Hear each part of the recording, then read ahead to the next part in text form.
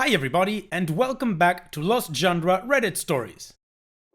This post is from the subreddit True Off My Chest, and it's by user Throw Feet Problem. I left my boyfriend over his foot fetish, and I hate myself. I was with him for a year and our relationship was effing amazing. He constantly made me feel loved and always treated me with respect. He was always doing little things for me and would help me with stuff even when I didn't ask for it. The sex was amazing too. It just felt like we were compatible on every level. About 3 months ago, he told me he had something to confess. He said that he had a foot fetish and that he hadn't told me about it because an ex of his had taken it weird and he didn't want me to think badly of him. Looking back, it was kinda obvious since he would always compliment my nail polish and was pretty eager to rub my feet if I asked him to. He even paid for me to get a pedicure because he said French tips would look cute on me. Nothing really changed much after that point. He wasn't pushy or anything, but he would suck on my toes during sex, which admittedly felt pretty good. Then, I was hanging out with 3 of my friends a few weeks ago and I mentioned that he liked my feet. 2 of them started telling me that was a red flag and that he might be a creep. I had seen some people who were weird about it online before, but they were showing me all these websites and forums and people who take creep shots of women's feet, and I started feeling anxious. My 3rd friend who was there was neutral about it, but told me to maybe talk to him because he had never really given off those kinds of vibes. I stupidly didn't and pushed it to the back of my head until I saw him again 2 days later. We were at my apartment and we were messing around. He started to kiss my feet and I pulled back from him. He asked me what was wrong and I spent like 10 minutes just repeating what my friends had told me about how people who like feet are weird and don't care about anything else. He looked really sad and told me he didn't know I felt like that about him. He got up and left. I don't effing know why I said any of that stupid crap to him. He had never been creepy and he had never been anything but loving to me, but I called him a pervert. And then I immediately turned to my friends and they were telling me that he was confirmed as one of those creepy feet guys because he just left instead of talking to me and apologizing. My neutral friend again told me to talk to him, but I spent 2 days thinking to myself that there must be something wrong with him. He didn't contact me again, so I texted him. We need to talk about our relationship. He texted back he would come over that night, and he did. He was holding a box of my stuff that I had left at his place and said, "I'm not going to stay with someone who thinks I'm a predator." Then he just walked away. I was stunned and didn't say anything, but that quickly turned to anger. I just thought, they were right, he's a effing creep, I'm glad he's gone. I turned to my friends again and the 2 told me they'd help me get over him and hook me up with someone normal. My neutral friend advised me again to not leave my relationship like this, but I am an idiot. I'm horrible, I'm a piece of effing crap and I deserve effing everything I get. Every night for the past month I've been thinking about him, and the more I think, the bigger that pit in my stomach gets. It all exploded a week ago. I got extremely drunk and had that horrible realization hit me all at once. I lost the man I loved over nothing. Nothing! It was my effing fault and I would never be with him again. I was sobbing hysterically and called both of my 2 friends who had egged me on. I told them that I never wanted to see them again and some other things I won't repeat here. I blocked them on everything. My other friend tried calling me, but I couldn't bear to talk to her. It was about 1 a.m. when I called him. He hadn't blocked me, so it went through. I begged him to take me back. I told him about what my friends had told me. I told him he wasn't a pervert and that I should never have told him that. I told him I loved him more than anything and that I trusted him, that he could do whatever he wanted with any part of my body and I would never think he was some kind of creep because I know he isn't like that. He cut me off eventually. He told me that if I was drinking to please stop and go to sleep. He sounded so sad and it just shattered my effing heart again. He tried calling me earlier tonight, but I didn't pick up. I'm so effing scared that he's going to tell me to just F off and leave him alone. I know I would deserve it. I know I deserve worse, but I can't do it. I love him so effing much, I need him. I just want him to hold me again and to touch me wherever he wants and to tell me that he forgives me. I feel like throwing up whenever I think that he might never be with me again. I wish I wasn't such a stupid idiot.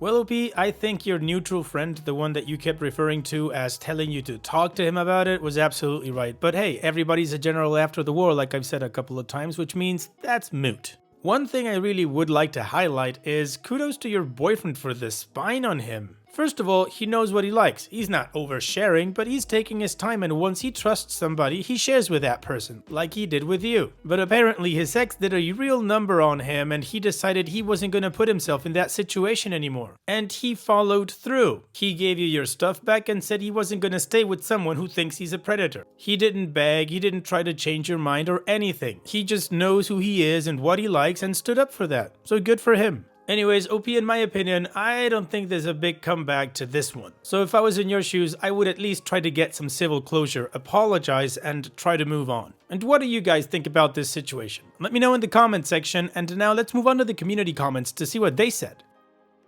Kermit Lafrogue says, so if you do want to salvage this, you need to take a step back, stop obsessing about him liking feet. That's what got you into this mess. Saying things in a phone call like, he can do anything he wanted with any part of my body, makes you sound like a crazy person. I don't get the foot thing myself, but like 99% of the time it's not a big deal. It's just like anything else a person might be attracted to. It didn't sound like you had the slightest problem with it before.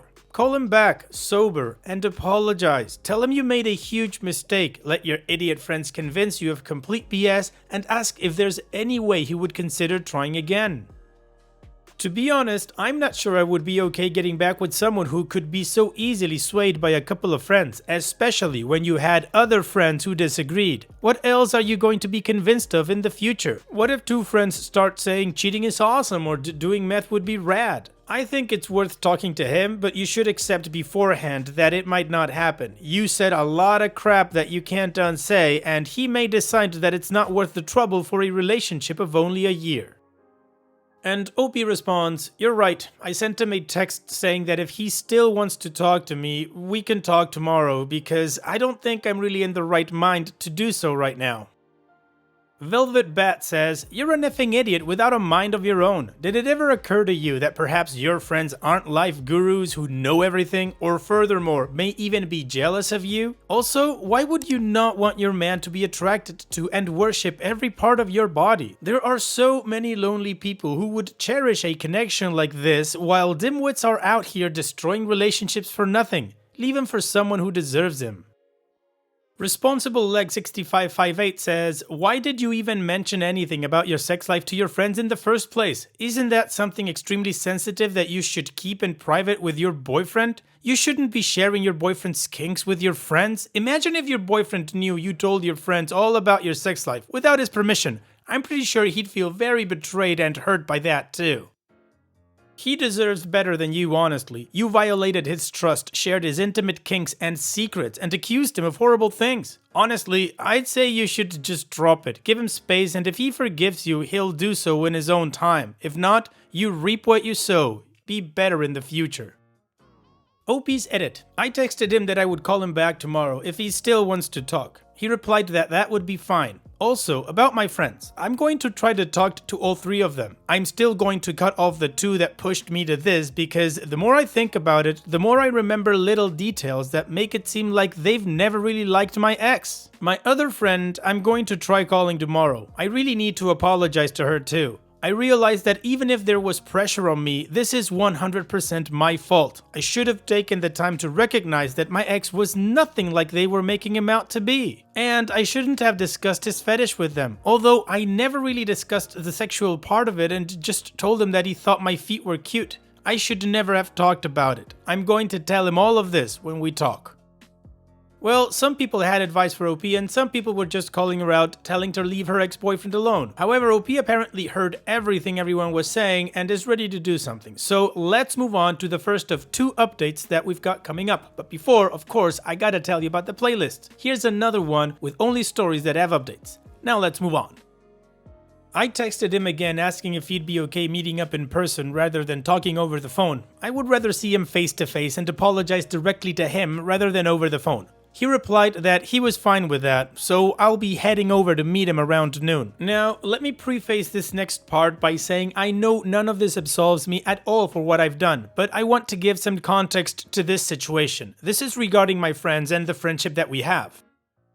I've been together with those 3 friends of mine since high school. We have always been very close and I trusted them with a lot of intimate details about my life. We all helped each other through bad times and enjoyed a lot of good times too. They were also my first really close friends. You see, in grade school and early high school, I kept a lot to myself and didn't interact very much with other kids. I have other friends now, but no one I trusted as much as them.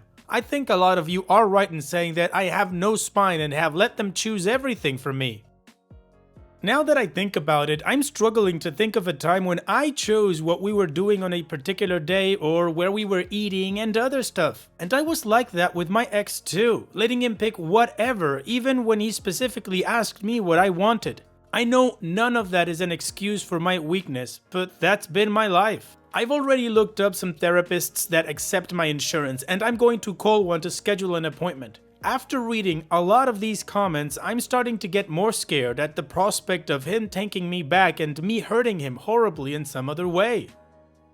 I don't know if I should tell him any of this, but I'm writing down some notes to keep my thoughts on what I'm going to say to him organized. First, I'm going to apologize to him for what I did, even if that's the only thing I can get out before he leaves. I'm going to tell him how sorry I am and that I will go with whatever he decides, even if that meant I never see him again. Thank you for the comments. I know I'm not a good person, but I'm going to try to be better, and if he does take me back, I'm going to become someone he deserves to be with. I'll probably make an update post after if anything happens. OP's edit. I just got back from meeting him and I think I'm going to end up typing a lot for the update. Alright, well, let's not wait any longer and just move on to the final update to see what happened in that meeting. Before I start, I don't intend anything in this update to be taken as a self-absolution of guilt or blame. I'm the one that screwed up and the blame rests solely on me. I'm not trying to diminish that or what I did. Now, here's the update. So, there's a park about halfway between both of our places. We decided to meet there. I arrived a few minutes before he did and was very nervous. When I saw him walking up, I felt the urge to cry, but I drove it down. I didn't want to do anything that would make him think I'm trying to manipulate him. It was worse when he hugged me, but I managed to compose myself. He asked how I was doing and I told him the truth, that I was messed up. I asked him the same and he told me that he was okay, but he had that same sad look on his face from the last time I saw him. I asked him if I could tell him something before we talked about anything else and pulled out the apology I had written in my notes. I told him I was sorry for everything. I was sorry for making him feel unsafe with me. I was sorry for ever insinuating that he was a pervert. I was sorry for betraying his trust and telling others about our sex life. I was sorry for not communicating with him. I was sorry for not standing up for him. I was sorry for not standing up for myself and letting my opinion of him be colored by anything other than the two of us. I was sorry for leaving him in the dark for a month and not talking to him sooner. I was sorry for my drunken rant, for trying to emotionally manipulate him into coming back to me, and especially for making him feel like I still thought he was a pervert. I was sorry for hurting him the same way his ex had. At one point, I noticed he was tearing up and I just couldn't hold it anymore. I cried while I finished reading it to him. I told him that I was truly happy with him and I hoped he isn't put off from exploring his fetish in the future, whoever that might be with. He thanked me and we cried together for a little while. He then started talking and told me the reason he called was that 2 of my friends had contacted him and explained that they were worried about me and told him some of what had happened. It was the neutral friend along with one of the 2 friends who had fed me the stuff about foot fetishes. I didn't get a lot of the specifics and I didn't ask anything else because there was more important stuff he wanted to talk about, but I guess I could get what happened straight from one of them.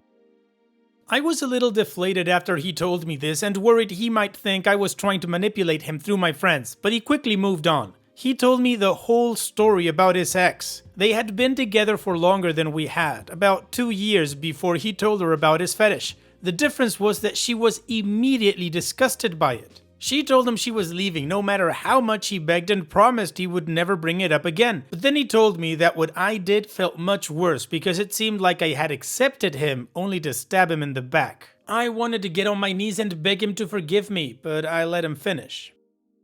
In the end, we were both quiet for a while before he asked if we were done. I know I should have been strong and tell him that I would go with whatever he decided, but I'm weak. I asked him if there was any chance we could still be together. He told me that he still had feelings for me, but that he couldn't handle me hurting him again. I mentioned the stuff with my friends and that I was looking to start therapy. He told me he was happy that I was doing that, but it wasn't changing his mind. He said there might be a chance in the future after I've worked on myself, but right now he was too hurt. I get the feeling that he was just saying that so I wouldn't be hurt. We hugged again and said goodbye, and I had to fight every urge in my body to not run after him.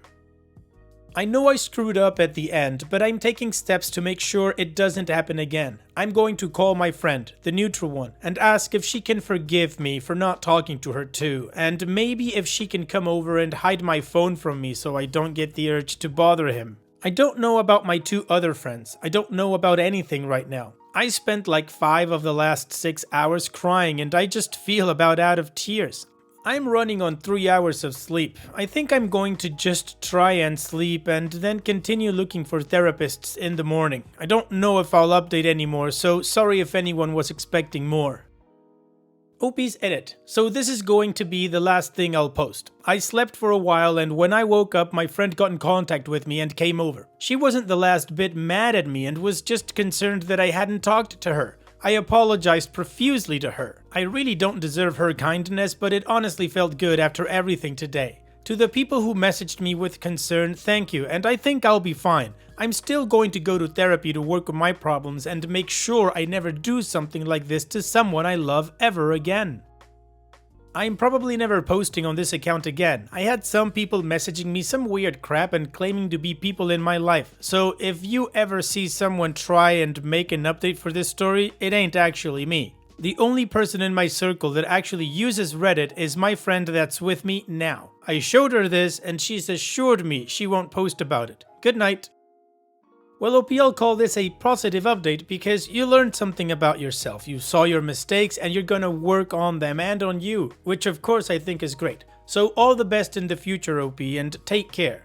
Now, let's move on to the mood booster post. This post is from the subreddit Malicious Compliance, and it's by user OKFishing6604. Free pumpkin pies for everyone! This is a story from many years ago when grocery stores were closed on Christmas and Thanksgiving. I worked for a small chain of grocery stores in the mid-Atlantic in the Delhi. Santoni's shout out! A day before Thanksgiving, the bakery manager asked if anybody from our department would be willing to stay and work all night just baking pies for orders. We were open the day before Thanksgiving till 4, then closed for Thanksgiving. I volunteered as I was a college student on Thanksgiving break. I came to work that night and was left a note about temps, timing, and packaging, but no numbers or quantities.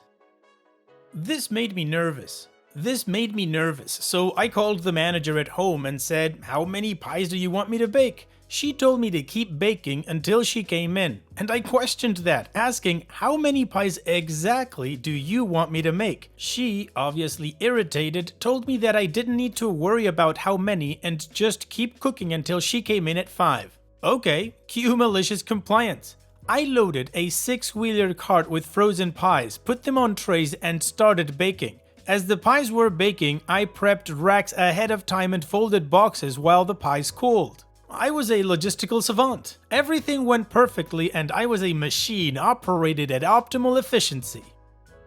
By the time she came in at 5, I had cooked every pumpkin pie in her freezer. She lost her crap. "What the hell is going on? What am I supposed to do with all these pies? You cooked over 400 pies and I only have orders for 100. The store manager, hearing the commotion, came over and asked what was going on, and she said, "She cooked every pie we have in the store, even the Christmas ones. What am I supposed to do with all these pies?" And he asked, "Why did you cook all the pies?" And I told him, "She told me to." He asked her if that was true and she said, "No, Well, I told her to keep cooking till I got here, but nobody's ever cooked that many before. I didn't even think it would be close. Then this is on you, he replied and walked away.